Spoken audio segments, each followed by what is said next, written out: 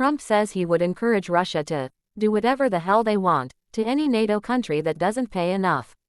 Former President Donald Trump on Saturday said he would encourage Russia to do whatever the hell they want to any NATO member country that doesn't meet spending guidelines on defense, in a stunning admission he would not abide by the collective defense clause at the heart of the alliance if re-elected.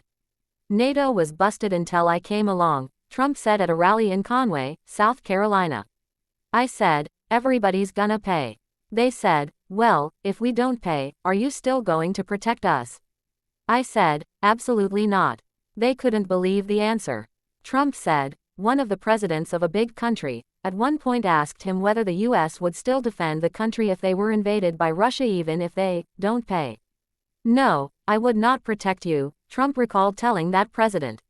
In fact, I would encourage them to do whatever the hell they want. You got to pay. You got to pay your bills.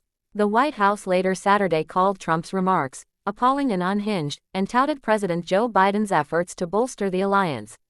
President Biden has restored our alliances and made us stronger in the world because he knows every commander-in-chief's first responsibility is to keep the American people safe and hold true to the values that unite us. Encouraging invasions of our closest allies by murderous regimes is appalling and unhinged, and it endangers American national security, global stability, and our economy at home, White House spokesperson Andrew Bates said in a statement. At the core of the North Atlantic Treaty Organization is the promise of collective defense, that an attack on one member nation is an attack on all the nations in the alliance. Trump has long complained about the amount other countries in NATO spend on defense compared with the United States and has repeatedly threatened to withdraw the U.S. from NATO. But his comments Saturday are his most direct indication he does not intend to defend NATO allies from Russian attack if he is re-elected.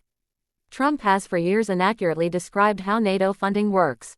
NATO has a target that each member country spends a minimum of 2% of gross domestic product on defense, and most countries are not meeting that target. But the figure is a guideline and not a binding contract, nor does it create bills. Member countries haven't been failing to pay their share of NATO's common budget to run the organization. As president, Trump privately threatened multiple times to withdraw the United States from NATO, according to the New York Times. Trump has described NATO as obsolete, and has aligned himself with Russian President Vladimir Putin, who wants to weaken the alliance.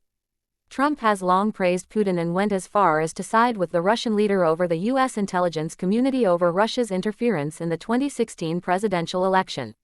This story has been updated with additional developments.